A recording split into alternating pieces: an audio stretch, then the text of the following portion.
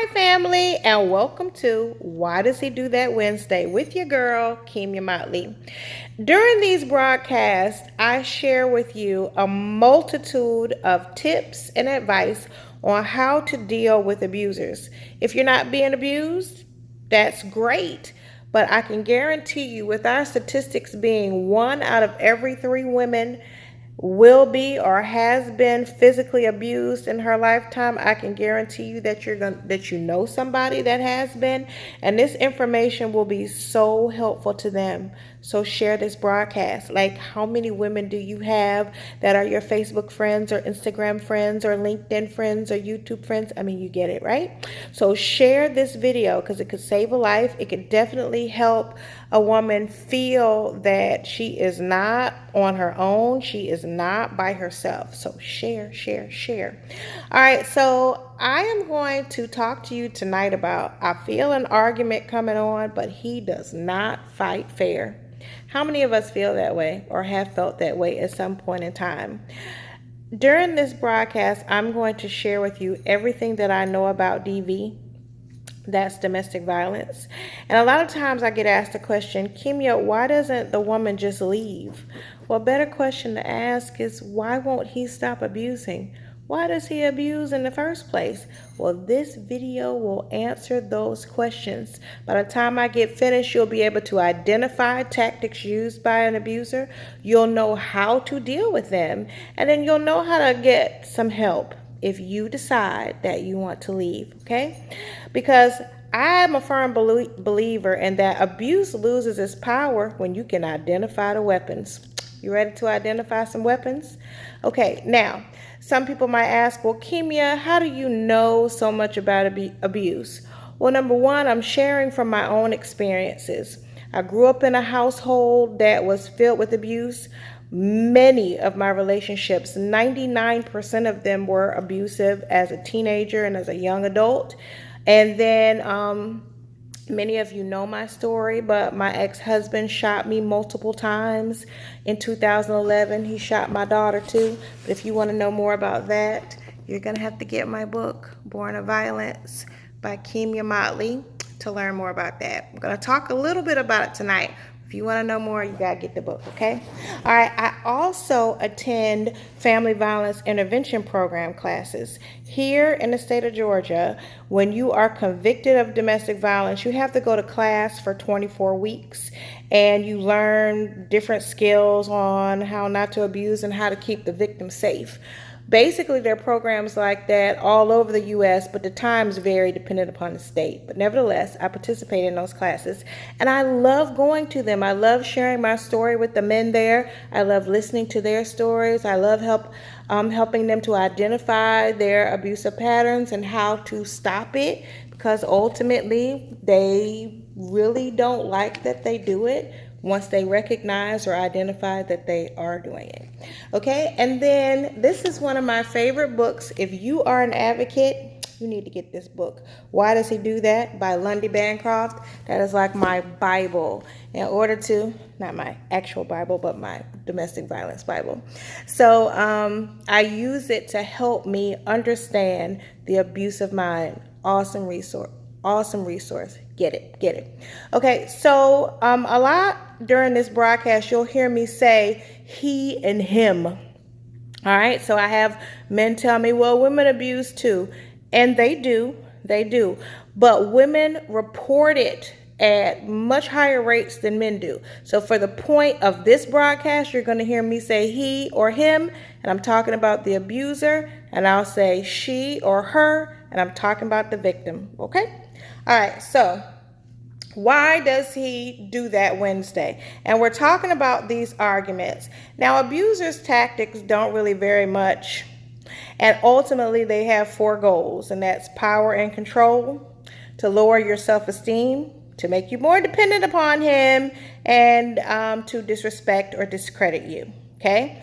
Now, I want to share a little story with you today about a couple of things that are actually in my book.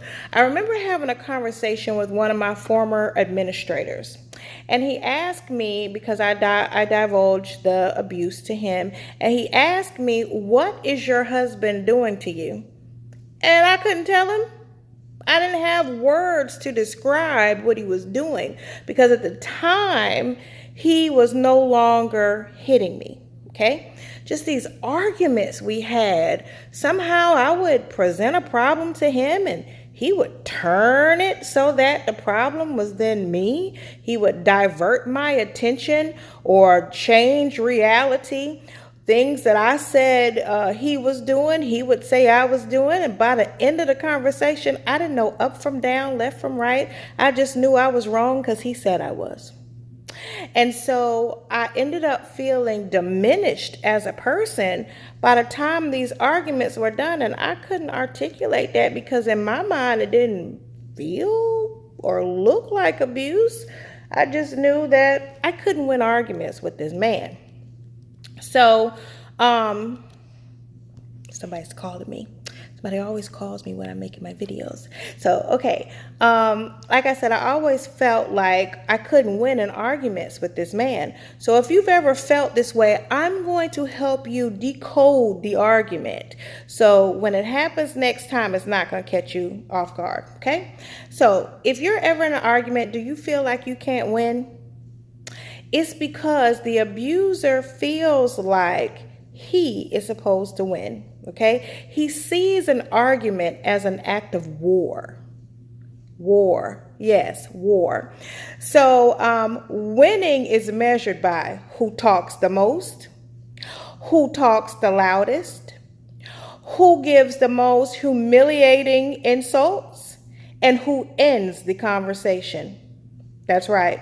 Who talks the most, who talks the loudest, who gives the most humiliating insults, and who ends the conversation. And his goal is to make sure all four of those things are controlled by him. Okay?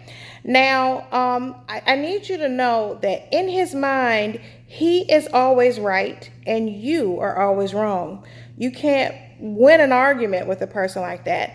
In order to win an argument or to get someone to see your side, they have to be able to believe that sometimes they can be wrong. And typically abusers don't believe that. They believe they're always right. They trust in their own hearts. Okay? So I need you to understand that you will never be right in an argument. So it's useless actually to argue with them. Now, they have a variety of control tactics in their argument, and they include, are you ready? You might need a pen and pencil for this. These are things that they directly put in the argument to throw you off. Sarcasm, ridicule, extremely harsh criticisms of you, distorting what you say. That's when you tell him that you really need his help around the house to take trash out or wash dishes sometimes or things like that. He might actually say, well, you never do anything around this house. It's always you. You're the woman. You're supposed to clean. And then you end up apologizing for something that you brought to his attention. I won't get off on that tangent. Sometimes they sulk. They'll walk around the house or they'll be around you and they won't say anything. They'll just look sad. And when you ask them what's going on, it's nothing. And then when you press the conversation, what's going on, then they turn angry towards you for pressing about what the issue is when they really want to tell you what it is anyway. I know, guys, you're probably thinking women sometimes do that too, and sometimes we do. And I want to point out that these things that I'm telling you, at some point, all people have used it. I'm not going to sit up and say that because somebody sulks or they're angry that means they're abusive. No. But the totality of what I'm telling you, I need you to put it all together, add it all up. And when you're done, if it sounds like I'm talking about somebody that you know, it's probably emotional and or verbal abuse, okay? So, like I said, they accuse you of doing what he is doing. Oh, they play the victim. They threaten you. Oh, this is the thing that burns me. Oh, it drives me bananas when a person interrupts me or they totally ignore what I'm saying. They're not listening. Or if they start laughing out loud to something that I'm trying to have a conversation. I experienced that in many of the abusive relationships that I found myself in. Okay, smirking or rolling their eyes when they're talking to you, yelling or out shouting you, or cussing you out in the midst of the conversation and then ending the conversation. They've out yelled you, they've out shouted you, they cuss you out, and then they end the conversation. If that doesn't get you to be quiet, then they might begin towering over you to show you that they're bigger and stronger than you are. They may pin you down. They could threaten to leave you, threaten to use the kids against you, keep you from the kids or take the kids. And then ultimately, when none of that works, they could resort to physical retaliation. I had this situation happen with my ex-husband. We had our anniversary was coming up, and I wanted to know what we were going to do to celebrate our anniversary. And I was so excited when I heard his truck come up outside, and when he came in the door, he came upstairs, and I immediately tried to hug him, and he swatted me off like I was a fly. And I asked him, what are we going to do for our anniversary? It was our first wedding anniversary. And he was like, nothing. It's just any other day. And I could clearly see something was wrong with him, and I asked him, what's wrong? He walked in the door this way, and he immediately got up and he was like, I don't feel like talking about this, and started walking towards the door. Well, that was a normal occurrence in our home. Anytime I tried to address anything, he would walk away. So that's another argument tactic. He would just walk away. He didn't want to deal with it. And that was his way of getting me to shut up. Well, this particular time, I tried to keep him from leaving. I kept asking him, begging him to tell me what was wrong. Why don't you want to talk about this? Why would you say it's just any other day? That hurt my feelings so badly because I thought I hit the lottery the day that I married him. And I wanted to know why he would say something like that. So I kept standing in the way and I kept questioning him. So at that point, he started threatening me. You better get out of my way. You better get out of my way. And when I didn't move, he resorted to the ultimate, and that's physical retaliation. He smacked me in my mouth so hard that I hit the floor. He turned around and looked at me almost with this evil look and said, I told you to leave me alone. I bet you'll leave me alone the next time I tell you to. And he walked on out the door. So needless to say, I didn't talk about that anniversary anymore because ultimately they want to quiet you and discredit you. So as long as you allow them to quiet you and discredit you, they win the argument. All right. So listen, you might have this thought that, well, I'm just going to wait and see what happens with him, because he's not terrible all the time. That's what you're thinking. Sometimes he can be pretty amazing, especially after one of these episodes. He's super nice. He brings you flowers, cards, takes you out, rubs your back, rubs your feet. He returns to this wonderful Prince Charming that you met. But I promise you, and you can put this on everything, the longer you stay with him, the longer you give him the opportunity to tear down who you are inside and you don't feel strong enough to leave. The longer you stay with him, the more he has an opportunity to mess up your relationships with your friends and family, and you don't have a support network to lean on. The longer you stay with him, then the more you doubt your own opinion of yourself, and you don't even believe that you deserve any better because he's constantly tearing you down, tearing you down, tearing you down.